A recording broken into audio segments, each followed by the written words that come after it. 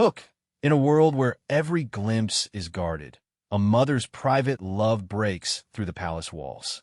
This isn't just a birthday photo. It's a fleeting, fragile moment of normalcy for a future king, captured not by official photographer, but by the most important person in his life. Behind the radiant smile of an 11-year-old prince lies a quiet story of growth, duty, and the delicate balance between a crown and a childhood.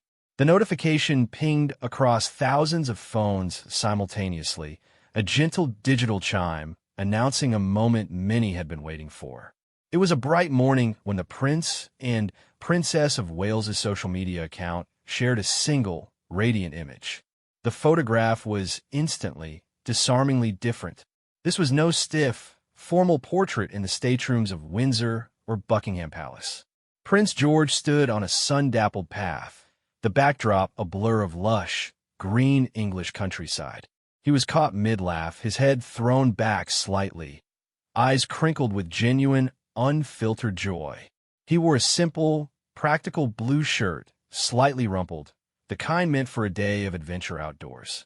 His hands were tucked into the pockets of his worn-in trousers, and his posture spoke of a relaxed confidence, of a boy utterly at home in his own skin.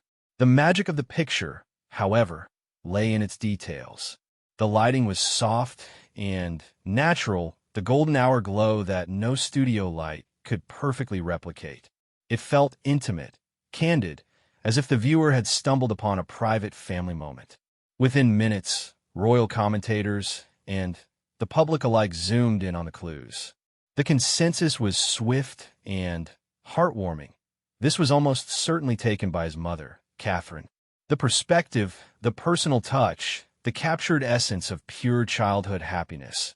It bore the hallmark of a parent's eye, not a courtier's directive. Comments flooded in, not just about how much George had grown, now towering noticeably compared to photos from just a year before, but about the palpable love in the frame. A mother's lens, one user wrote.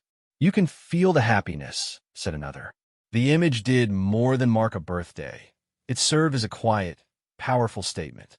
In an era where the young prince's life was a tapestry woven with ancient tradition and relentless public scrutiny, here was a thread of beautiful, ordinary life. It was a deliberate window, however small, into the world they were trying to build for him.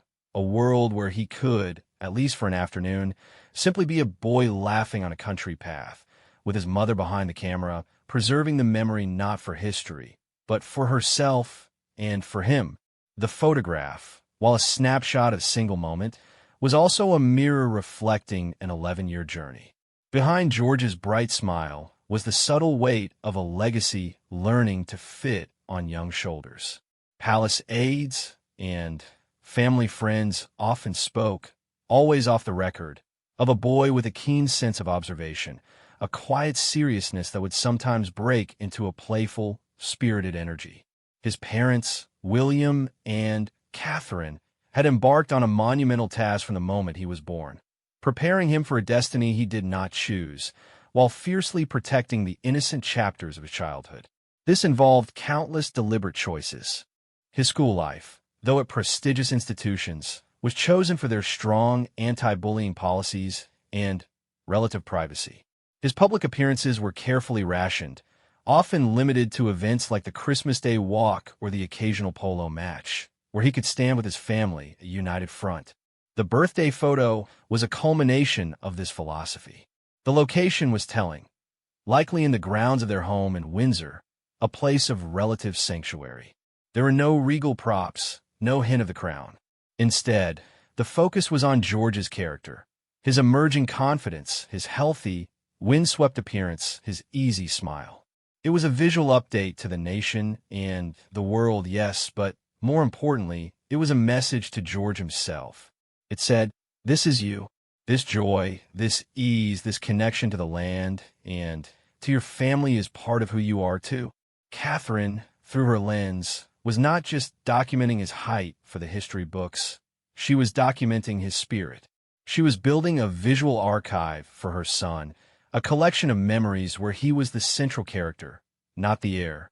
Every click of her camera shutter was a small act of defiance against the endless external narrative, a way of saying that before he is a future king, he is her son, a boy who laughs on sunny paths, whose clothes get rumpled, and whose most genuine smiles are reserved for moments away from the crowd.